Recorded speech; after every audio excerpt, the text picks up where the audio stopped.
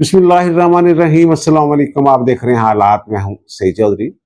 राना सनाउल्लाह साहब ने जनाब एक नया कट्टा खोल दिया है। वो कहते हैं जनाब पीटीआई के दौर में इलेक्शन एक्ट में एक तरमीम हुई थी, एक मुद्दत मुकर्रर की गई थी कि इस मुद्दत के अंदर अंदर अगर अरकान असम्बली या पार्लियामेंट के अरकान जो हैं वो हल्फ नहीं उठाएंगे तो वो डी सीट हो जाएंगे। वो कहते हैं मुराद सईद साहब अगर हल्फ नहीं उठाते तो वो डी सीट हो जाएंगे। खैबर पख्तूनख्वा में सेनेट के जो इलेक्शन हुए इस पे कल बात करना थी लेकिन बात रह गई थी। अंदर खाते की कहानी जी है ना वो तुम दसनी है। लेकिन इससे पहले जनाब ये जो 9 मई के मुकदमा था जनाब उनके फैसले आना शुरू हो गए हैं।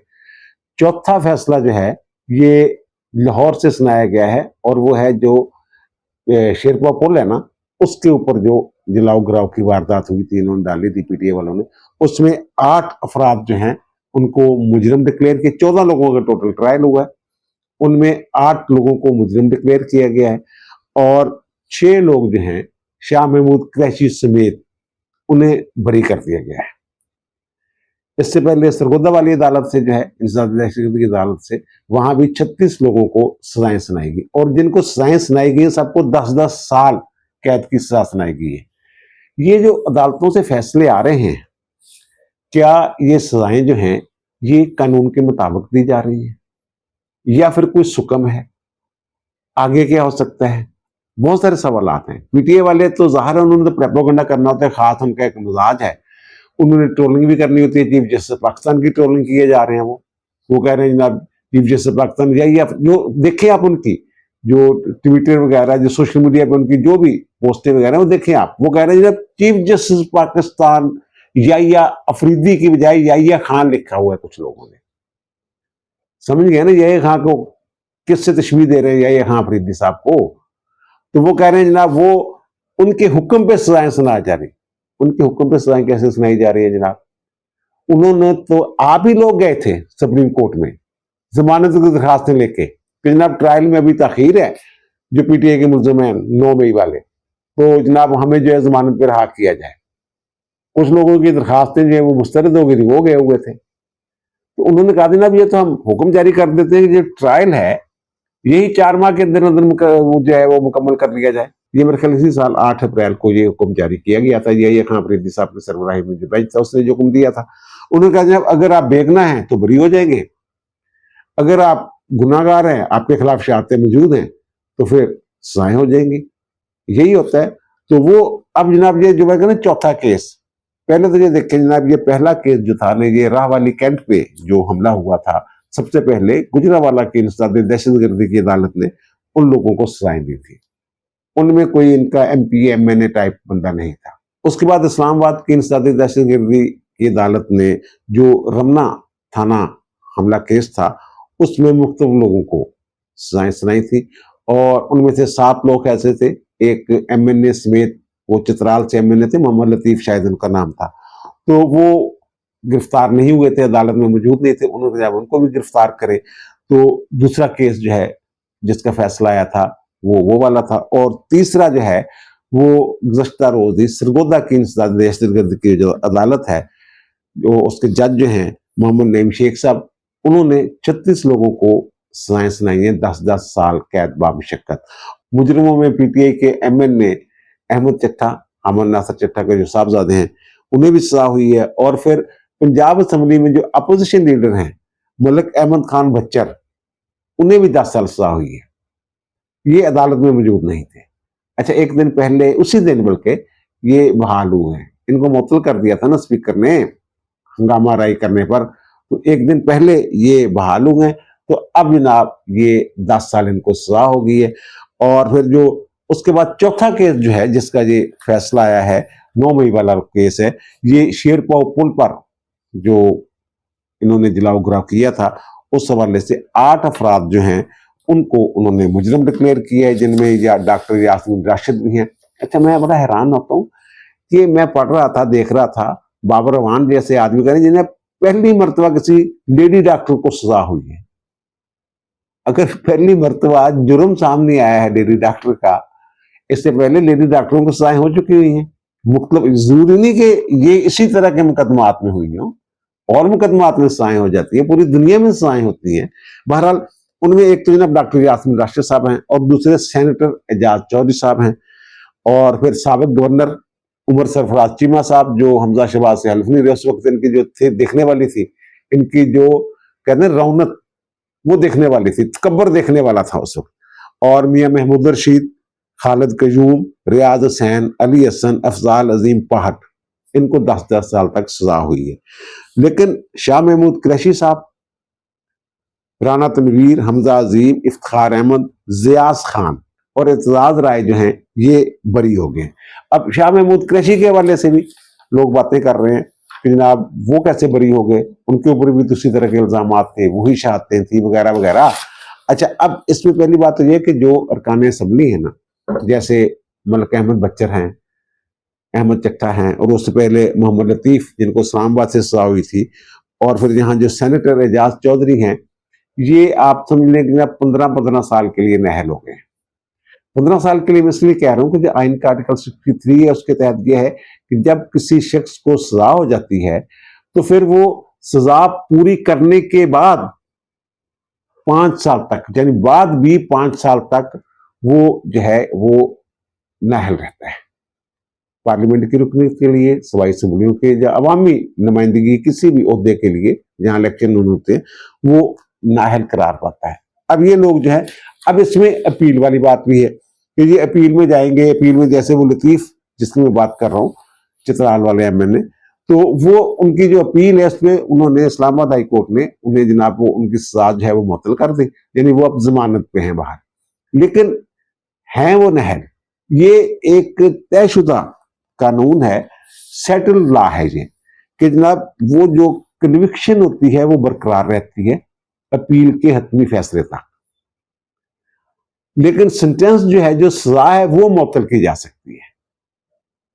अब अगर ये अपील में जाते हैं ये लोग जो जिनको सजाएं हुए हैं और अरकान असम्बली हैं, जो सेनेटर हैं, तो फिर अगर इनकी सजा मुअत्तल भी हो जाती है, अवलन तो इस वक्त हाई कोर्ट्स में छुट्टियां हैं मौसम गर्मा की, ये जाएंगे, लेकिन अर्जेंट के तौर पे ये उसके अर्जेंट केस के तौर पे उनको ट्रीट कर लिया जाए, जमानत के तौर पे ये साथ जमानत की दरखास्तें भी फाइल करेंगे, जनाब सेंटेंस जो है हमारी सजा जो है मुअत्तल करके हमें जमानत पर रहा कर दिया जाए, तो हो सकता है उनकी समाप्त हो जाए। लेकिन जो मेन अपील होगी वो बारी बारी लगेगी, उसके लिए जनाब 2-3 साल मेरा ख्याल इंतजार करना पड़ेगा इस्लामाबाद में, और इतना ही बल्कि 3-4 साल जो है ये लाहौर हाई कोर्ट में इनको इंतजार करना पड़ेगा।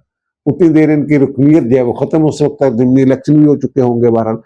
अब ये जो है पीटीआई वाले मुख्तलिफ सवालात उठा रहे हैं, जनाब शहादतें कोई नहीं, 2 ही बंदे थे, कि जनाब हमने ये साजिश होते देखी है। साजिश होती तो सिर्फ एक बंदे की है ना, इमरान खान और वो जो लोग जो थे वो वाले लोग है ना, कि जनाब 2 पुलिस वाले थे, एक जनाब मेज के नीचे घुस के सुनता रहा, एक पता नहीं कहाँ बैठ के पीछे छुप के सुनता रहा, एक ने सलमानी टोपी पहनी थी। इस तरह की बातें शायद जो ये कर रहे हैं, यानी कोई दलील नहीं है इनके पास, लेकिन वो अब जो ये दलाइल दे रहे हैं, ये जो ट्रायल के दौरान ये दलाइल क्यों नहीं दिए गए, ये भी तो सोचने वाली बात है ना। वैसे एक और अफसोस की खबर है कि ये नशिस्तें जो हैं जिनको ये सजाएं हो गई हैं इनके सेनेटर और एमएनएज और एमपीएज वगैरह को, तो वो सीटें भी खाली हो जाएंगी अब नाअहली की बुनियाद पे। एक और जो है वो अफसोस की खबर ये है कि मियां अजहर साहब जो हैं, जो हमाद अजहर के वालिद हैं, वो एमएनए भी हैं पीटीआई के, तो हमाद अजहर तो नाअहल हो गए थे, लेकिन ये मियां अजहर जो हैं ये इलेक्शन लड़े थे और ये इलेक्शन जीत भी गए थे और उनका ये इंतकाल हो गया। मियां अजहर साहब अच्छे शरीफ आदमी थे, और ये मेरा ख्याल है कि 90, हाँ, जब जो नवाज शरीफ की हुकूमती वज़ीर आज़म थे तो 90 से 93 तक ये पंजाब के गवर्नर भी रहे थे। बड़े अच्छे तल्लुकात थे इनके शरीफ फैमिली के साथ, लेकिन बाद में कुछ इख्तिलाफात हो गए और जनाब दोनों की राहें जो हैं वो अलग हो गई। तो अब ये देखें कि कैसे बातें ये करते थे कि जनाब फलां की माँ मर गई जनाजे पे नहीं आया, फलां का बाप मर गया जनाजे पे नहीं आया, इस तरह की बातें शातें करते ना। अब हमाद अजहर साहब जो हैं ये जनाजे पे आते हैं या नहीं आते हैं, मेरा ख्याल है कि हुकूमत जो है ना वो लीनियंट व्यू लेगी। वैसे वो भगोड़े हैं, वो जमानत करवा के भी आ सकते हैं या मैंने वालिद के जनाजे पे जाना है, लेकिन मुझे भी लग रहा है कि हुकूमत जो है ना ये लीनियंट व्यू लेगी, और हो सकता है कि शरीफ फैमिली की तरफ से वहाँ जनाजे पे भी कोई नुमाइंदगी हो या तज़ियत के लिए जाएं या तज़ियत का इजहार करें। बल्कि मेरी इत्तला के मुताबिक तो उन्होंने ये हदायत की है जो सीनियर वजीर है पंजाब की मरीम औरंगजेब, जनाब आप जो है उनके घर जाएं और देखें अगर तो हुकूमत की किसी मदद की जरूरत है तो ये होता है रख रखाव। उनकी तरह नहीं कि जनाब वो कुलसूम नवाज की जो बीमारी थी उसका किस तरीके से मजाक उड़ाया, नवाज शरीफ की बीमारी का किस तरीके से ये मजाक उड़ाया करते थे।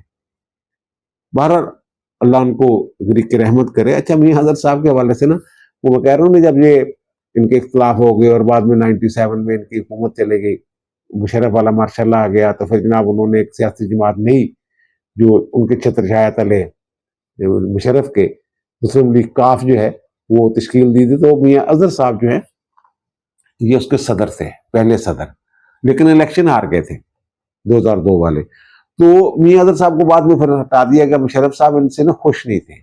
वो वजह ये थी कि जब मैंने कहा ना ये ज्यादा ही शरीफ आदमी थे, तो ये हर बात जो है ना ये यानी टिकट देना है, फलां बंदे ने पार्टी में आना है, बट्टू का क्या करना है, फलां क्या क्या करना है, यानी दिन में दो दो तीन तीन दफा ये कोशिश करते थे मुशर्रफ से बात करने की। बल्कि एक मरतबा तो ये जनाब मोटरवे पे चढ़ गए थे मुलाकात के लिए, तो उन्होंने कहा नहीं जनाब आप वापस जाए। फिर उसके बाद इनको हटा के फिर जो चोरी शजात सैन है उन्हें फिर ये काफ लीग का जो है वो मुकर्रर किया गया था।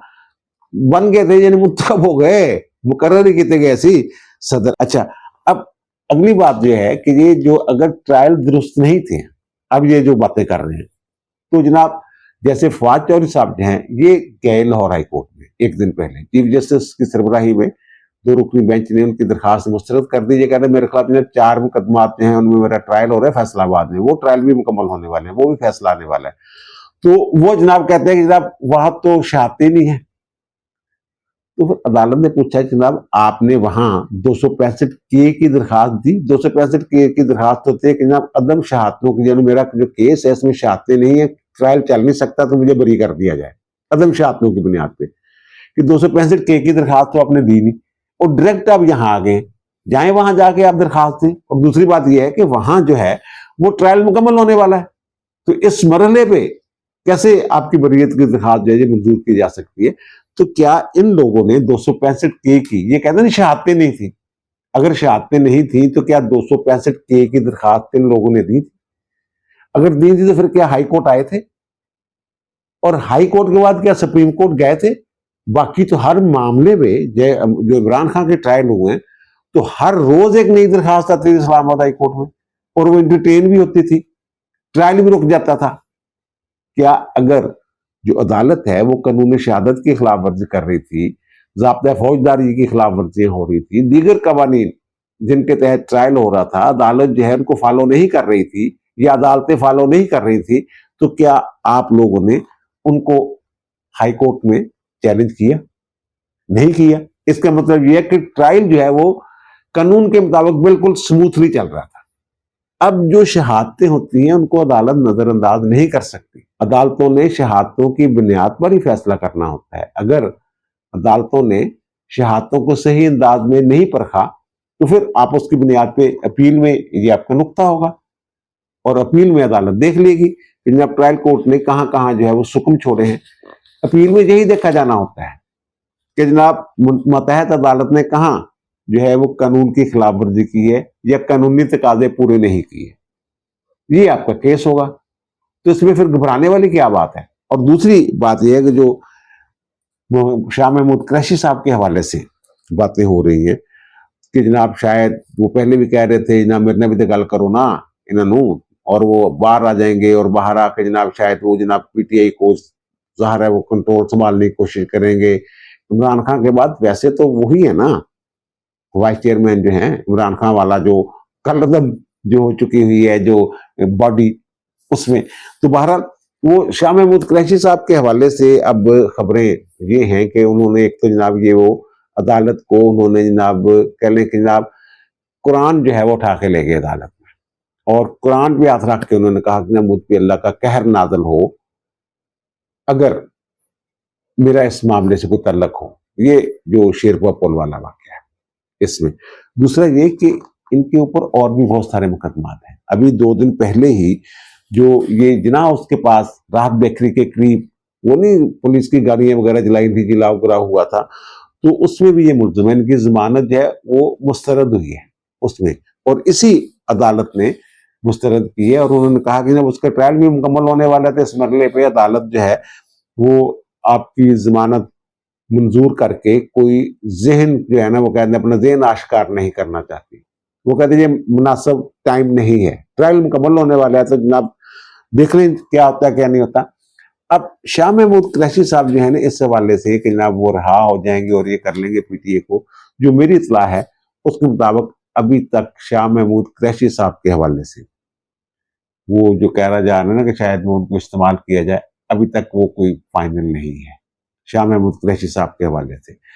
और दूसरी बात यह है कि शाह महमूद कुरैशी साहब जो हैं वो उस तरह अनवाल भी नहीं थे, वो कराची में थे, आप सबके इल्म में होगा ये, वो तो कराची में थे, अपनी उनकी अहलिया बीमार थी, वहाँ एडमिट थी, तो फिर लेकिन एक उनसे ये जरूर हुआ कि उन्होंने 9 मई के हवाले से ये कहा, वो जो पिछली साजिश हुई थी ना उनमें वो उस तरीके से नवाल नहीं थे खान साहब की तरह, तो उन्होंने एक ये पैगाम जरूर दिया था ट्विटर पे कि जब निकलो बाहर निकलो, ये उन्होंने बात जरूर की थी। ज़ाहिर उनका लीडर गिरफ्तार हो गया, तो ये तो बात जो है ये मामूल की बात बनती है, लेकिन उस तरह नहीं था जनाब आपने GHQ पे जाके हमला कर देना है, वहां कर देना है, ये इस तरह का उनके हवाले से कुछ शहादतें मेरी इतला के मुताबिक मौजूद नहीं है।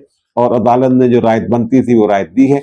अच्छा, ये जो 6 बंदे रिहा कर दिए अदालत ने या बरी कर दिए हैं, तो अगर अदालतें बेलगामंदा धुंध जो है फैसले कर रही हैं किसी के कहने पे, तो फिर इन लोगों को क्यों जनाब बरी कर दिया गया, रिहा कर दिया गया?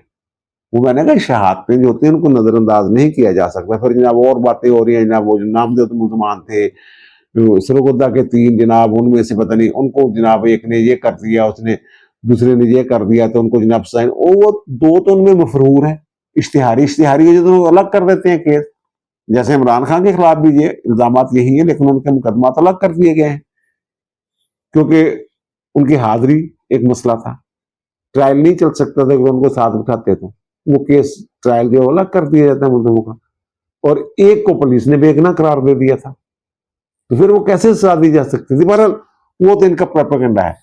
ये अगर शुक्म है तो उस वक्त ये क्यों नहीं अदालतों में आए, आला अदालतों में चैलेंज क्यों नहीं किया? अगर शुक्म रह गए हैं, कोई कानूनी तकाजे पूरे नहीं किए गए, तो फिर अपील में इनको फायदा हो जाएगा। बहरहाल ये आप यही समझे कि जनाब ये 5-5, 10-10 साल के लिए नहल तो जनाब ये हो गए हैं, और लंबी सजाएं जो अभी और होनी है। अभी तो ये मैंने कहा ना कि 2-3-4 जो हैं ये इनके अरकान असम्बली या सेनेटर जो हैं वो नहल हो गए, लेकिन इनकी अपनी जो तैयार की हुई रिपोर्ट है पीटीए वालों की, वो कह रहे हैं कि हमारे 45 के करीब 40-50 जो सेनेटर्स और जो अरकान असम्बली है ना वो नहल होने। वो कहते हैं ना जो 20 से ज्यादा लोग जो है हमारे नामजद हैं, जिन्हें खवातीन बनी है ना वो भी नामजद ने ना 9 मई ਦੇ ਵਿੱਚ ਉਹ ਜਿਹੜੀਆਂ जनाब वो टिकटॉकर टाइप ਜਿਹੜੀਆਂ ਹੈਗੀਆਂ 2 ਭੈਣਾਂ ਬੜੀਆਂ वो भी मुलजम हैगियां ने। और फिर जनाब ये 20 के करीब जो है वो कहते हमारे MNA हैं, और फिर जो सूबाई असम्बली के अरकान हैं, और टोटल जो मुलाम लोग हैं वो कहते 40-50 लोग जो है ना ये हमारे घर चले जाने। अब वो सुप्रीम कोर्ट ने हुक्म दिया हुआ है, तो जनाब अगर 8 अप्रैल को ये हुक्म दिया था कि 4 माह के अंदर अंदर फैसले करने हैं, तो फिर जनाब अगस्त तक, मिड अगस्त तक जनाब 14 अगस्त से पहले पहले ये फैसले जो हैं ये होते हुए नजर आ रहे हैं, सिर्फ पंजाब में नहीं, बाकी जहां जहां इन्होंने ये हरकतें की हुई है वहां। और ये जो है ना सरगोदा वाला, ये बहुत सारे लोगों का ख्याल है कि शायद ये जो एयरबेस पे मियां वाली पे हमला किया गया था वो वाला केस है। ये वो वाला केस नहीं है, मुतजमी खान साहब मुलव्वस ने, मुतजमी मुल्जिम ने इमरान खान साहब, ये वहां एक थाना है मूसा खेल, उसमें हमले वाला केस है, जिसमें ये 36 लोगों को 10-10 साल सजाएं हुई है, जिनमें अहमद चट्टा MNA और अहमद बच्चर जो हैं अपोजिशन पंजाब वाले वो शामिल है। और अब जनाब वो जो इलेक्शन वाली बात है कि खैबर पख्तूनख्वा में इलेक्शन में ये अंदर की बात है, ये सीधी सी बात है यार, ये मुगा कुश्ती थी। इलेक्शन जो थे ये अली बिन गंडापुर साहब जो है ना ये अपनी हुकूमत बचाने के चक्रों में है, मुकम्मल तौर पे ये तावन कर रहे हैं, समझ गए हो ना। और इन्होंने एक निश्चित छोड़ी ये डरा के अपने लोगों को कि जनाब अगर इलेक्शन हो गए तो फिर जनाब ये इन्होंने जनाब बंदे तोड़ लेने हैं, पैसा बड़ा चलना हैगा, इतिहास ट्रेडिंग भी होंगी है, बल्कि डोंकी ट्रेडिंग होंगी है। उन्हें क्या तो जनाब ये साड़ियां सीटें जी ने 6 भी नहीं मिलनी सन। लेकिन जो वोट आए हैं उनको देखे तो ये एक सीट और निकाल सकते थे। पहले भी दादाशुमार ये कहते जिन्हें इनकी 7 होंगी और अपोजिशन की 5 होगी। अब ये देखें जो मुराद सईद साहब हैं ये 26 वोट ले गए, 8 इजाफी वोट मिले हैं। इसी तरह जो फैसल जवेद खान साहब हैं वो लेके गए 22 वोट, 4 इजाफी वोट हैं। और मिर्जा अफरीदी वो जो पैसे का बड़ा उनका चर्चा है वो जनाब 21 वोट ले गए, 3 इजाफी वोट ले गए। और इसी तरह जो नूरुल हक कादरी साहब हैं वो 21 वोट ले गए, 3 इजाफी। जनरल सीटिंग में बात कर रहा हूँ, ये 18 वोट इजाफी थे। अगर ये किसी और बंदे को जो नाराज थे इरफान सलीम उनको दे देते एक सीट निकल सकती थी। और जो खुरम जिशान हैं जिन्होंने कागजात नामजदगी वापस नहीं लिए थे उनको तो वैसे कोई वोट ही नहीं मिला। और फिर दूसरी जो है टेक्नोक्रेट की सीट आजम स्वाति साहब ले गए हैं उनकी तरफ से, और रबीना नाज साहब जो खवातीन वाली नशिस्त ले गए। और दूसरी तरफ जो है वो तला महमूद साहब पीपल्स पार्टी की, पीपल्स पार्टी वाले 2 सीटें ले गए थे। और अतालक दरवेश साहब जो है जमीयत उलमा इस्लाम के वो जनाब हो गए हैं। और जनाब पीपल्स पार्टी की रबीना खालिद जो है वो खवातीन की नशिस्त पे आ गई। और दिलावर खान जमीयत उलमा इस्लाम के जो है फे के फजल रहमान साहब के वो जनाब वो सेनेटर मुंतखब हो गए। इस इलेक्शन में एक और चीज भी सामने आई है कि जनाब अली मीन गंडापुर साहब जो है उनका होल्ड है, उनकी मर्जी चलती है। अब वो इमरान खान का नाम लेते हैं, क्या करते हैं, क्या वारदात डालते हैं। दूसरा उनका मतवा नजर यह है कि ना मेरी हुकूमत बच जाए, और उसके लिए वो हर किस्म का ना यार उन्होंने एक कहने वाले कह रहे हैं कि ना जनाब उन्होंने अपनी पीटीआई के नाल कुछ हैगा ना इमरान खान नाल, उन्होंने सिर्फ सियासी तौर पर जिंदा रहने वास्ते इमरान खान का नाम चाहिए। लेकिन उन्हें जो है फिक्र वो सिर्फ अपनी हुकूमत की है कि मेरी हुकूमत बचे किस तरीके से। अब आते हैं उस बात की तरफ जो राना सनाउल्लाह साहब ने कहा, जनाब मुराद सईद साहब जो हैं वो तो मफरूर हैं, अगर आते हैं तो गिरफ्तार हो जाएंगे, अगर नहीं आते तो एक मुकर्रर मुद्दत के बाद वो डी-सीट हो जाएंगे, उनकी सीट खाली हो जाएगी। ये जियो का प्रोग्राम था। हामिद मीर साहब ने उनसे सवाल पूछा तो उन्होंने उसके जवाब में ये बात की। और वहां जो बैरिस्टर अली जफर साहब हैं वो भी मौजूद थे। तो मैं हैरान हुआ कि ये सवाल कैसे पूछा गया कि जनाब क्या अगर हल्फ नहीं उठाते तो क्या कानूनी पोजीशन होगी, शायद पहले डिस्कशन हुई हो।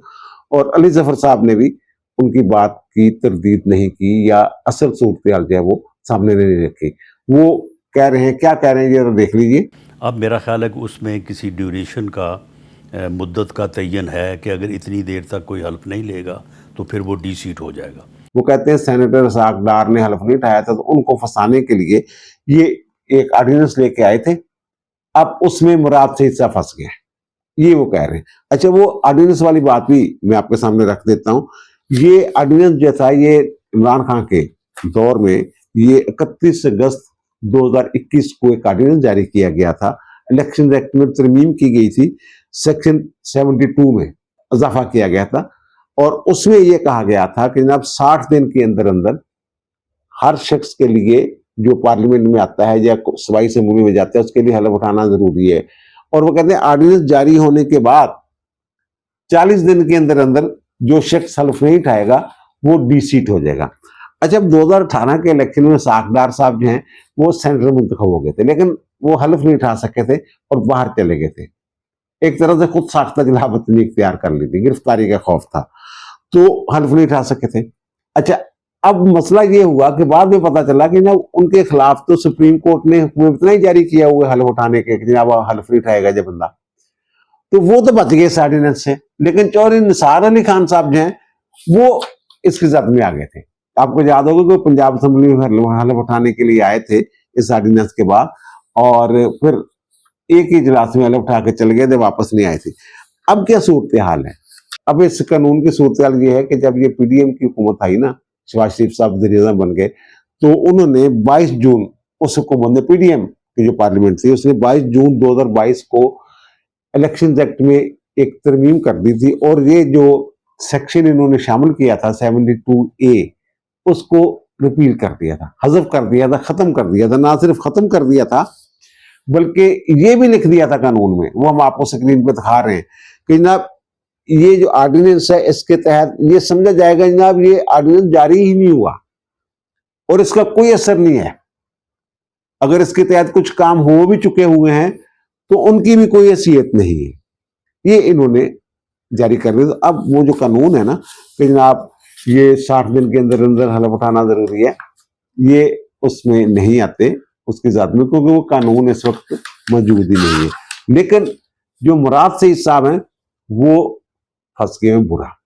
अब बहुत सारे लोगों का ख्याल ये है कि जनाब शायद उनकी कोई डील शील हो गई है, पहले कौमी असम्बली के कागजात उनके मुस्तरद हो गए थे तो बाद में अब कैसे मंजूर हो गए। भाई मेरे इनके कागजात नामजदगी 1 साल पहले मंजूर हुए थे, पहले वो मुस्तरद हो गए थे, फिर ये अदालत में गए थे, अदालत ने ये डिक्लेयर किया था जनाब ये इलेक्शन जो है वो लड़ सकते हैं।